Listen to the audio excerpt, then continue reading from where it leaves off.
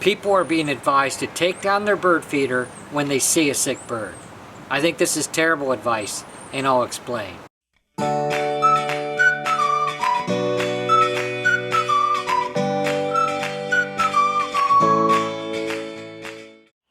Bird feeding has come under some criticism lately, and I want to address and give a sort of a professional opinion about some of the criticisms I've heard and some of the advice I've heard that's been given out.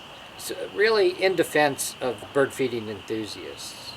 So it's February 2021, and this has been a huge year for winter finches at feeders throughout the eastern U.S. and southern Canada. In the southeast, where I'm sitting right now, it's been just an enormous year for pine siskins and purple finches at feeders. And just north of us, from Alabama, there's been a lot of evening grosbeak. So it's been a very exciting year for bird feeders.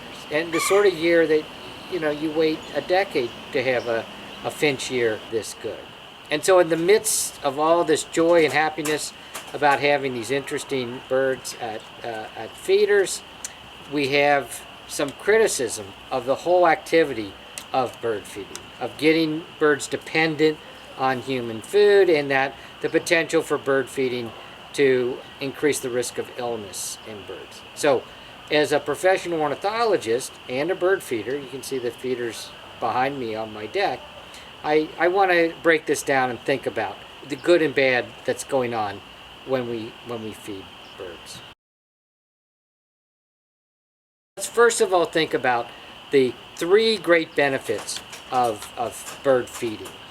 Number one, above all else, is the joy that it brings the individuals that are feeding birds. As a professional ornithologist who gets contacted by bird enthusiasts a lot, I know that bird feeding is a tremendously enjoyable activity for many people. It's kind of the focus of a lot of their morning activity. As they're having their morning breakfast and coffee, they're watching the birds at the feeder. It's really an important part and a fulfilling part of their day.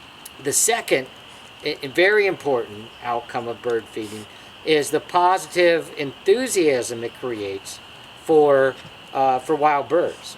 And I'll tell you, the biggest threat to wild birds, without a doubt, is human apathy. Because people are doing stuff to the environment all the time. And it's getting to be a bigger and bigger encroachment on the natural world by human populations. The only thing stopping the situation from being even worse from the perspective of birds is that a large segment of the population does not want to injure wild populations of birds. And that allows us to have conservation legislation and other protections. So enthusiasm for birds really helps birds. And bird feeding is a key conduit towards bird enthusiasm. It's not just the people that put up the feeder at their house and enjoy the birds. It's the guests that come over and for the first time see wild birds at a feeder and themselves get excited about birds. It's the postings on Facebook and other outlets to show the joy of bird feeding and the wonders of birds that draw more and more people into this and create more and more enthusiasm for birds. And I just can't overstate how important this is. If we lose our interest in birds, it is big trouble for birds. Okay, the third positive aspect of bird feeding is providing food to birds. People in this area, and I think people throughout the country, noticed that there were many purple finches and goldfinches in our region, in the trees, before many people were seeing them at their feeders. That's because when the birds first got to our area in the late fall, there was lots of natural food. And these very large flocks of birds that came down in this invasion year stripped the wild food from the local forest. They consumed it. And so about New Year's, it was a little earlier, a little later in some places, all of a sudden, many people started commenting that they suddenly had lots of siskins, lots of goldfinches, lots of purple finches at their feeder. These birds needed the feeder if they didn't want to starve to death. The large flocks of birds had depleted the local natural food resources. The food at feeders in these circumstances is not just candy. It's not just a little extra treat for the birds. It's life and death for a lot of these birds. Now obviously birds survive just fine without feeders, but birds die too. Birds die in a cohort of birds coming out of a breeding season for a bird like a siskin, say in August and September. That large population of birds with all the newly recruited young of the year, about half of that population is going to die before the next breeding season, approximately half. So there's going to be a lot of bird death. And so feeding stations alleviate some of that local immediate death by the birds. Now, to be honest with you, there has to be death. If all the individuals in a population were allowed to survive their entire lifespan and reproduce, you could fill the world with any organism. So it's going to happen, but you are saving birds by feeding. Okay, so there's 3 benefits to feeding birds. Now let's think of the detrimental effects of feeding birds. Number 1 and most important is you definitely pull birds into a single location, numerous species of birds into a single location. And that is invitation to disease. So there is no doubt that putting up a bird feeder in a location is going to increase transmission of disease within species, but in some cases even across species where that would probably have been unlikely without a feeder.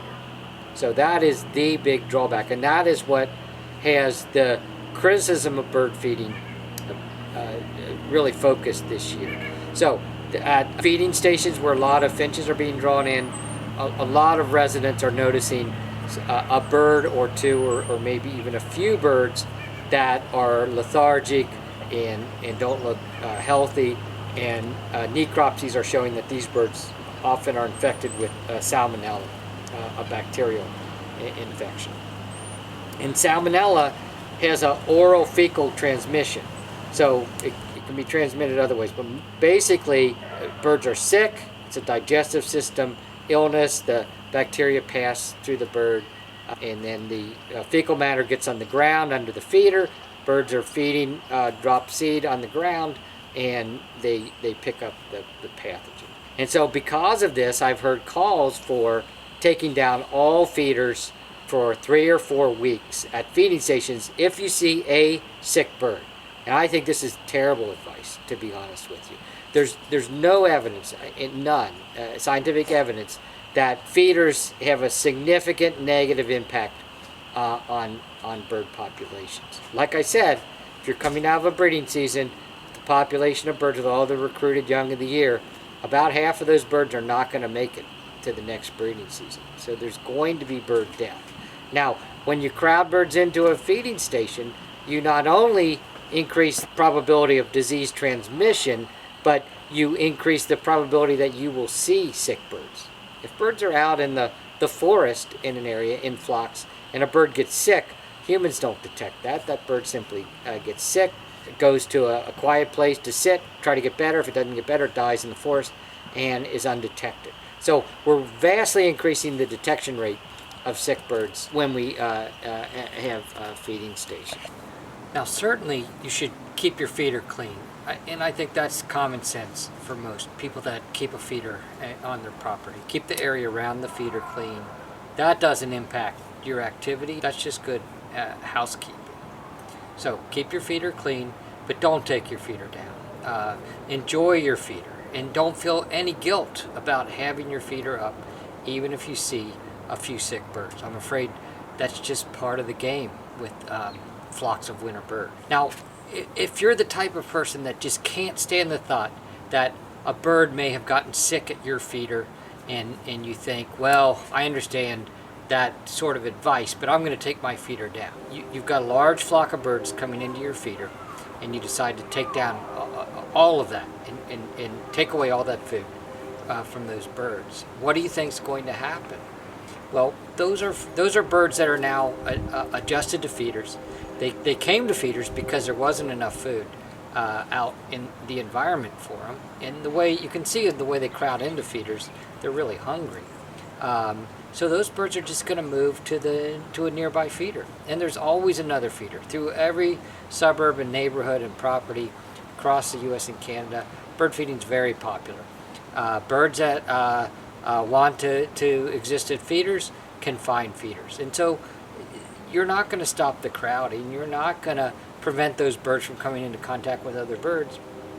You actually, to some degree, increase crowding because your feeder is no longer available to those birds. And so it really is unless a whole community of bird feeders agreed to take down all feeders in a region, which I don't see that happening. I don't know how it could happen.